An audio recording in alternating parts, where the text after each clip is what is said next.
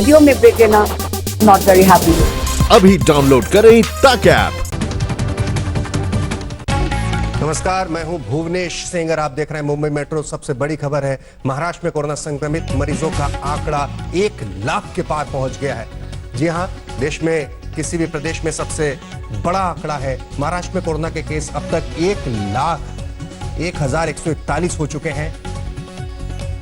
बीते 24 घंटों की अगर हम बात करें तो महाराष्ट्र में कोरोना के 3,493 नए केस सामने आए हैं।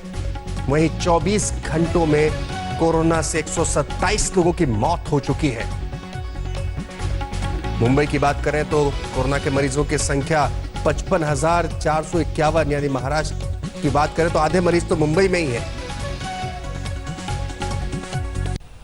महाराष्ट्र में कोरोना संक्रमण का मामला 1 लाख के पार चला गया है। वहीं मुंबई में कोरोना से बीमार हुए लोगों की तादाद 55,000 से ज्यादा हो गई है। संकट के समय सत्ता सवालों के घेरे में है।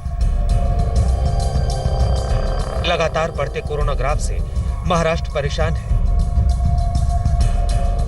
अस्पतालों में बेड का अभाव है। जिन्हें बेड मिला वो अस्पताल के अंदर बदहाली से जूझ रहे हैं। मुंबई के उपनगरीय इलाके उल्लासनगर की ये तस्वीरें बदहाली की एक झलक भर है।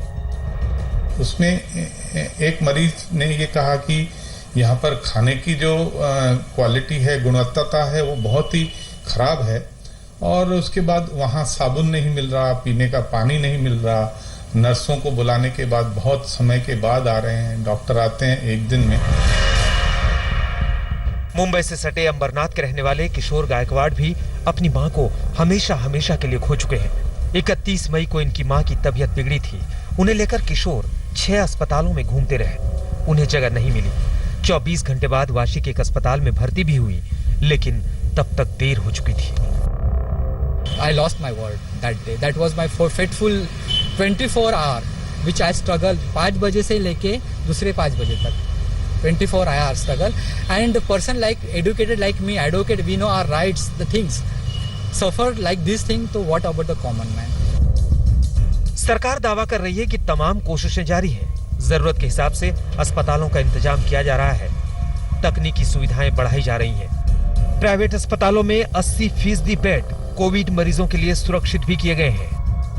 यामध्ये कॅपिंग जी केलेली आहे, इन्शुरन्सचे जे पॅकेजेस आहेत त्या पॅकेजेसच्या मिनिमम दर जे आम्ही आकारायला सांगितलेले आहेत त्यापेक्षा जर कुणी जास्तीचं आकारलं तर आम्ही ईमेल दिलेला आहे, एक कमिटी केलेली आहे आणि मला असं खात्रीने या ठिकाणी सांगायचं आहे, जब आज तक ने पड़ताल की तो ये पता चला कि कुछ म्युनिसिपल काउंसिल में ये हालात हैं कि वहां पर सिर्फ 1 या 2 वेंटिलेटर अभी मौजूद हैं। कैमरा पर्सन किरण सबकाल के साथ दिव्येश सिंह, मुंबई आज तक। महाराष्ट्र के कैबिनेट मंत्री धनंजय मुंडे के कोरोना पॉजिटिव आने के बाद उन्हें ब्रिज कैंडी अस्पताल में भर्ती कराया गया है। धनंजय के स्टाफ के 6 लोगों को भी कोरोना निकला। अब सवाल उठ रहा है कि हाल के दिनों में धनंजय मुंडे से मिले दूसरे मंत्री खुद को क्वारंटीन क्यों नहीं कर रहे हैं।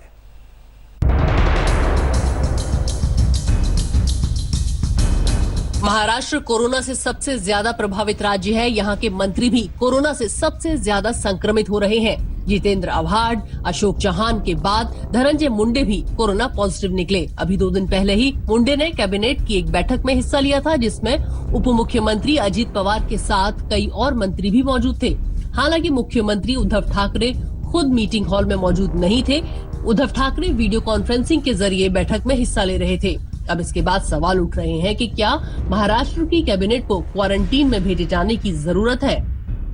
सभी लोग, हमारे जो डिप्टी सीएम हैं अजित दादा पवार, उनके अनुशासन से हम काम करते हैं वहाँ पर मंत्रिमंडल में भी, कि वे बिल्कुल 1 मीटर की दूरी पर एक कुर्सी छोड़ के दूसरी कुर्सी लगाई रहती है। और इसलिए मंत्रिमंडल के बैठक में भी सोशल डिस्टेंसिंग और सुरक्षित अंतर रहता ही है। और मैं ये भी कहूँगा कि हर एक व्यक्ति मास्क पहना हुआ रहता है। राजेश टोपे के मुताबिक राहत की बात ये भी है कि बैठक में मौजूद मंत्रियों में कोरोना के कोई लक्षण नहीं दिख रहे हैं। धनंजय मुंडे एनसीपी कार्यालय में पार्टी के स्थापना दिवस कार्यक्रम में भी शामिल हुए थे। मुंबई से साहिल जोशी के साथ आज तक ब्यूरो। कोरोना मरीजों की डेड बॉडी को जिस बॉडी बैग में भरकर अंतिम संस्कार के लिए ले जाया जाता है, उसे बॉडी बैग को मुंबई में ज्यादा कीमत पर खरीदा जा रहा है। आरोप है कि जिस कंपनी को बॉडी बैग बनाने का ठेका मिला था वो दूसरे फील्ड की कंपनी है और बॉडी बैग बनाने का उसका पहले का कोई अनुभव नहीं है। ऐसे वक्त में यहाँ से भी घपले की खबर आएगी, ऐसी कल्पना करना भी मुश्किल था। आरोप लगा है कि कोरोना मरीजों के शवों के लिए बीएमसी ज्यादा दाम पर बॉडी बैग खरीद रही थी। अप्रैल में बीएमसी ने सेफ्टी इक्विपमेंट जैसे मास्क, दस्ताने, पीपीई किट्स और बॉडी बैग के लिए टेंडर निकाला था। बॉडी बैग का टेंडर 6,719 के दाम पर वेदांत इनोटेक प्राइवेट लिमिटेड नाम की कंपनी को मिला।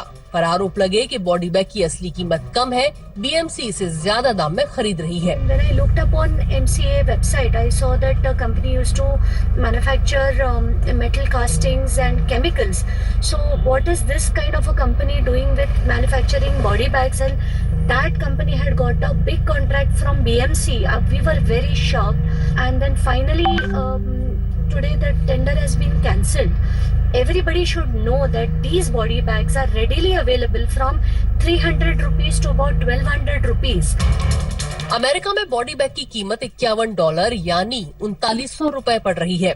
बीएमसी ने बॉडी बैग की बढ़ी हुई कीमत का ये कहकर बचाव करने की कोशिश की कि ये लीक प्रूफ थे, पर सच्चाई ये है कि सरकार से भी सफाई देते नहीं बन रही। I have instructed Mr. Chahal to do the necessary inquiry immediately and fix up the responsibility. Whosoever is responsible should be penalized, should be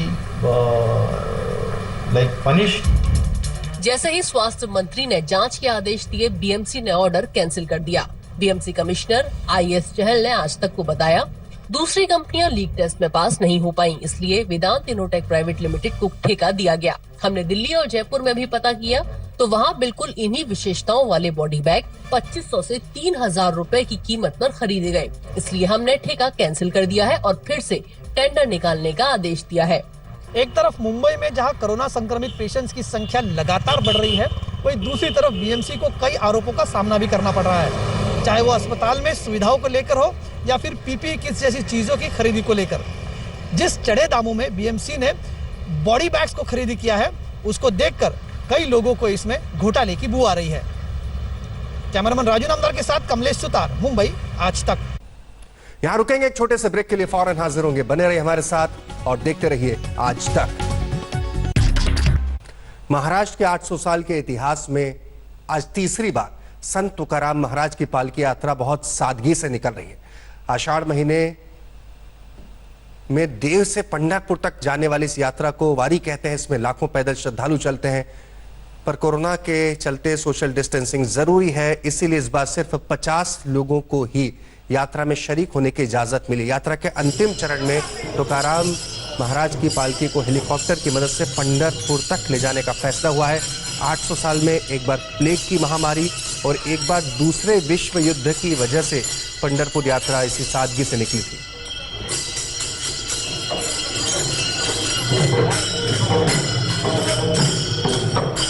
Mumbai metro में इतना ही, दीजिए इजाजत। तमाम खबरों के लिए आप देखते रहिए आज तक।